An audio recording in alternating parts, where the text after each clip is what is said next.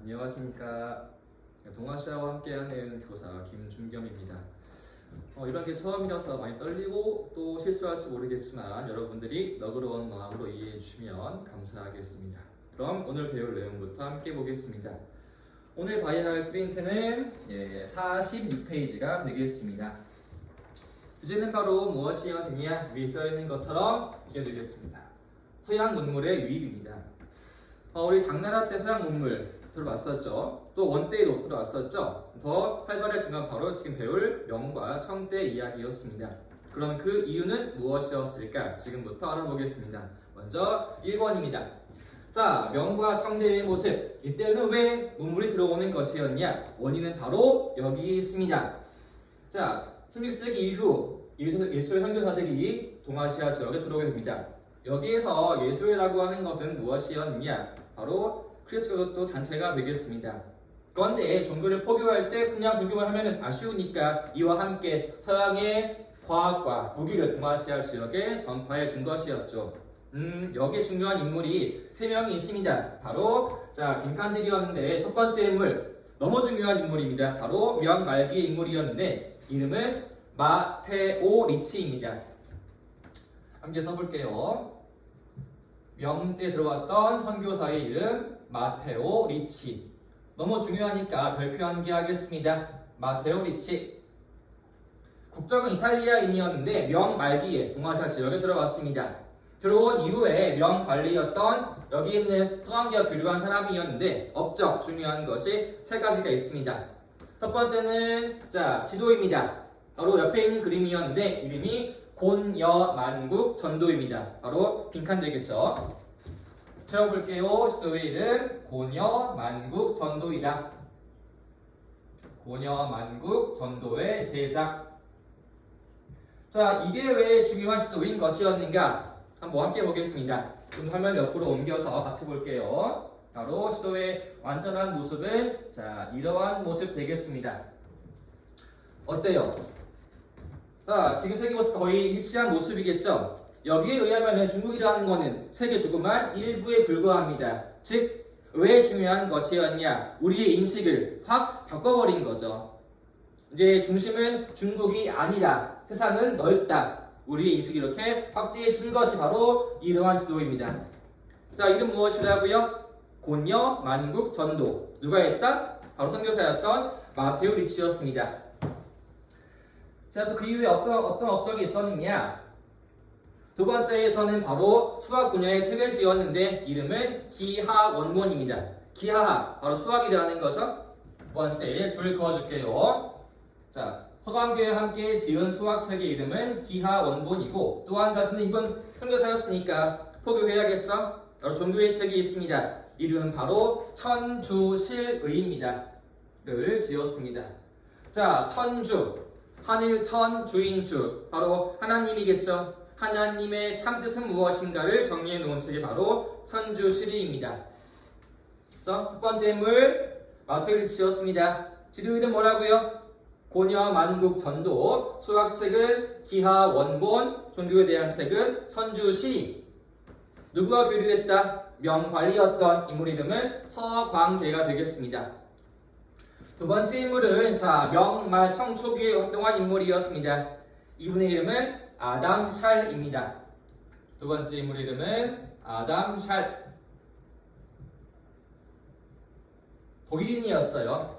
자, 명말 청초 왔는데 중요한 내용은 무엇이었냐? 바로 청대의 역법, 달력을 바꿔주었습니다. 이름 너무 중요한데 달력의 이름은 시헌역 되겠습니다. 아담 샬의 시헌역 제작. 달력의 이름 나왔습니다. 달력의 이름 처음 나온 것 같지 않은데 보자 한번 우리. 자, 원나라 올라가 보겠습니다. 원대의 달력 뭐가 떠올라요?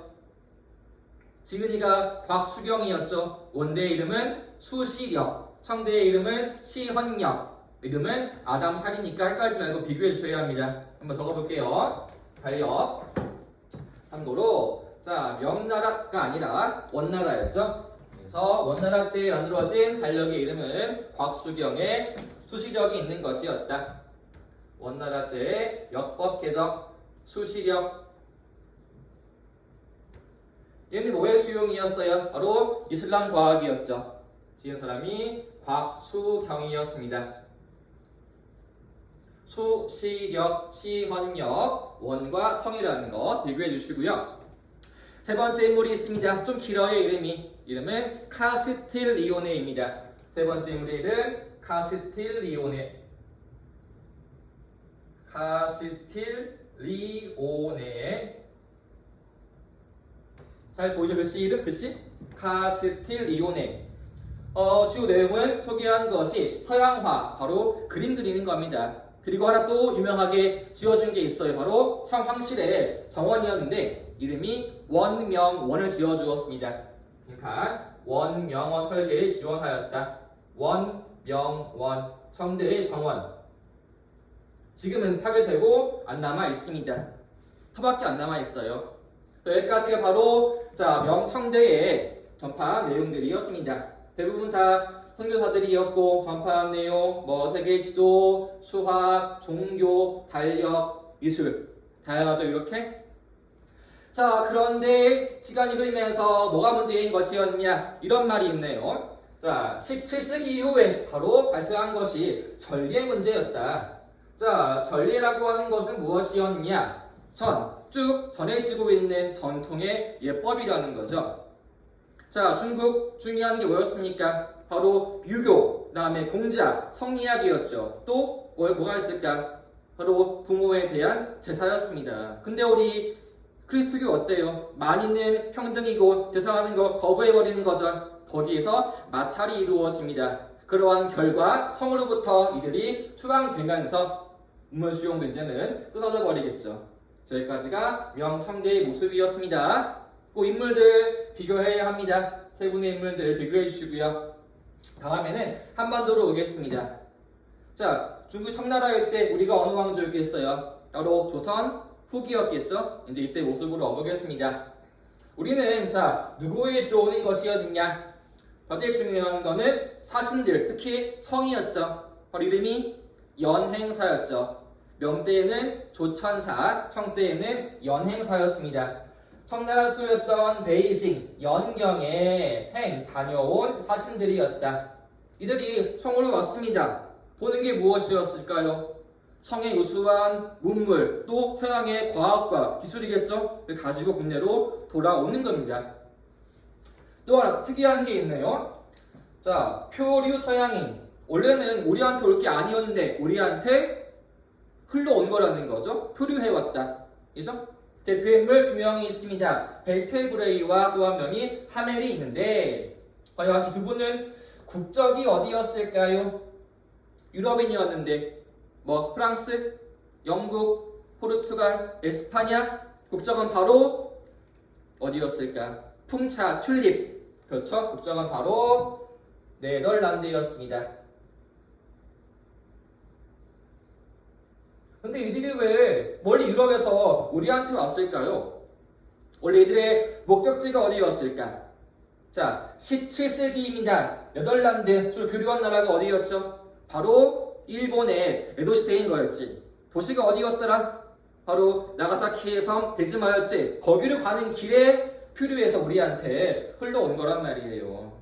원래의 목적은 일본의 나가사키였는데 흘러 우리한테 들어오는 것이다. 특히 유명하신 분이 바로 여기는 하멜인 거죠. 하멜이 지은 책 하멜 표류기입니다. 벨테브레이 국내에 와서 잘 살았어요. 이름도 바꾸고 혼인도 합니다. 자식이 있어요. 여기에서 정착이 이루어지게 돼. 하멜 늘 꿈꾸는 게 탈출이었습니다. 결국은 고국으로 돌아가서 지은 책이 바로 하멜 표류기라는 거였죠.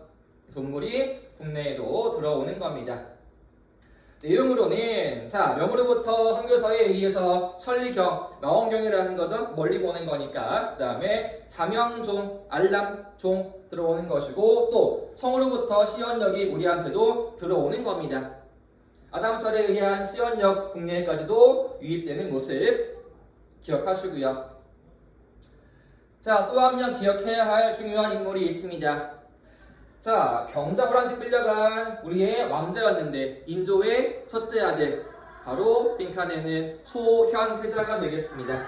중요한 인물 바로 소현세자 꼭 기억해야 할 사람입니다. 소현세자. 자, 인조의 아들이었죠. 첫째 아들은 소현세자, 둘째 아들은 복림대군이었는데 이분이 자 청에 와서 한 일이 무엇이었는가? 바로 선교사였던 아담살과 교류하면서 문물을 수용해 오는 거라는 거죠. 여기다가 체크합시다. 소현세자 누구와 교류했다고요? 바로 선교사였던 아담살과 교류하면서 문물을 가지고 돌아옵니다. 근데 문제는 뭐였어요?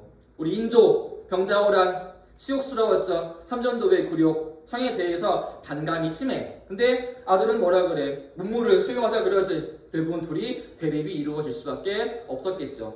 이게 소현세자입니다. 그 밖에도 자 지도가 국내에도 들어옵니다. 즉 마테르치가 그린 지도 고려 만국 전도가 국내에도 유입되었고요. 지금 둥글다. 우리는 이거를 안다는 거예요. 자 과학이 국내에도 들어오고 있고 대표 인물 두 분 다 실학자였습니다. 한 분은 홍대용이 있죠. 지전설, 지구의 자전설을 이해하는 거죠. 지구가 움직이는 겁니다. 하늘이 움직이는 것이 아니라. 그 다음에 또 유명한 실학자 바로 이분이 있죠. 정약용. 그죠? 자, 기계 만든 게 하나 있네. 바로 거중기였습니다. 무거운 것들을 들어 올리는 기구. 자, 이걸로 이분이 뭘 지을 기여했을까? 뭘 지을 때? 바로 정조식이었는데 바로 수원에 화성을 지을 때 기여한 분이 이분이었죠. 하나 필기합시다. 정약용이 기여한 점. 자, 정조식이 그러니까 아마 18세기일 거예요. 정조식이었던 18세기에 정조가 자 수원에 화성을 지을 때 바로 활용한 것이 거중기라는 거죠. 자, 돌 들어 올려야 돼요. 무겁잖아. 필요한 게 거중기였습니다. 여기까지가 우리의 모습이었어요. 1번은 자 명과 성대의 문물의 수용, 두 번째는 우리의 모습. 마지막 누구 봐야 할까? 이제 일본으로 와야겠죠? 세 번째 일본으로 오겠습니다. 자, 같이 따라오셔야 돼요. 프린트 아래쪽으로 내려오겠습니다. 3번에 일본으로 오겠습니다. 자, 쓴 거는 다 지우고 새롭게 한번 보겠습니다. 자, 일본인데 일본 중요한 거 알 거예요. 일본은 한번 같이 잘 보겠습니다. 아이고, 지우기 힘드네 이게. 쓴 게 많아가지고. 그러면 봅시다. 세 번째, 일본입니다. 자, 일본의 교류 누구와 했을까? 중요한 거는 시기를 봐야겠죠. 먼저 16세기입니다. 누구와 교류했다? 유럽의 에스파냐, 스페인과 그 다음에 포르투갈이 있고요. 17세기 너무 중요한 시기였지. 누구와 교류했다? 바로 네덜란드가 있겠습니다. 내용으로 오자고요. 봐야 할 거는 종교, 바로 크리스트교였습니다. 자, 처음 들어온 게 언제였냐? 바로 16세기 중반의 일이었습니다. 이때 일본이 어떤 시대였을까? 16세기면은 나라, 헤이안, 가마쿠라, 우루마치, 에도 언제였을까? 100년간의 싸우는 혼란의 시기, 전국시대. 발음으로 하면은 뭐가 되겠어요? 고쿠 시대가 되겠죠. 요때 바로 들어왔는데 전파한 게 누구였냐? 선교사의 이름은 프란시스코 하비에르가 전파를 합니다. 포교하러 왔습니다. 자, 그런데 문제는 뭐냐? 이후 17세기에 새로운 막부 에도가 열렸죠. 누구에 의해서? 도쿠가와 이에야스에 의해서. 우리 에도의 원칙은 무엇이었더라? 철저하게 쇄국이 이루어지는 거였죠.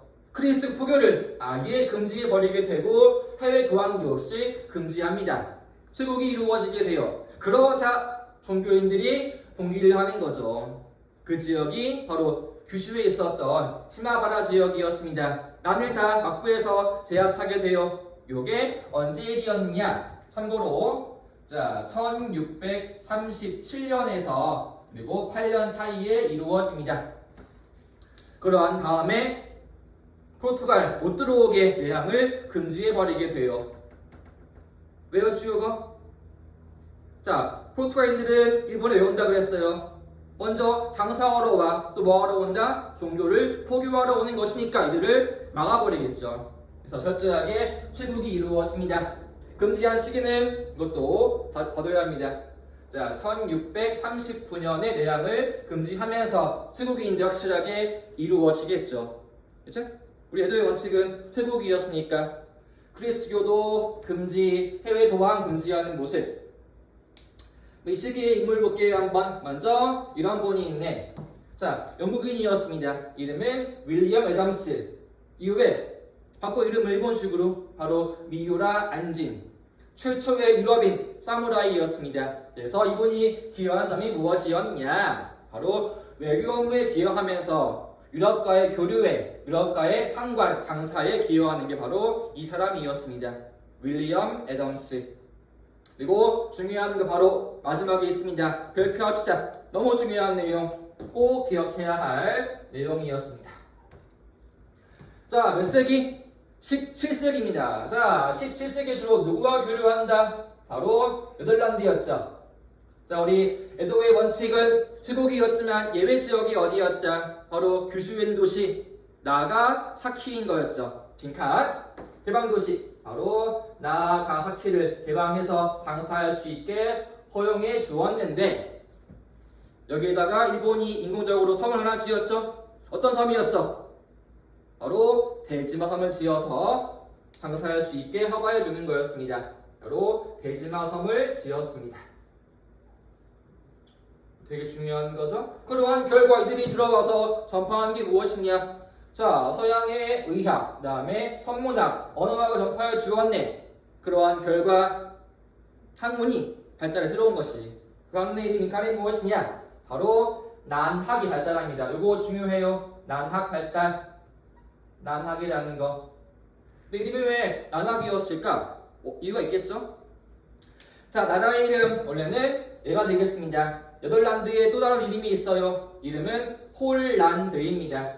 홀란드, 네덜란드, 홀란드.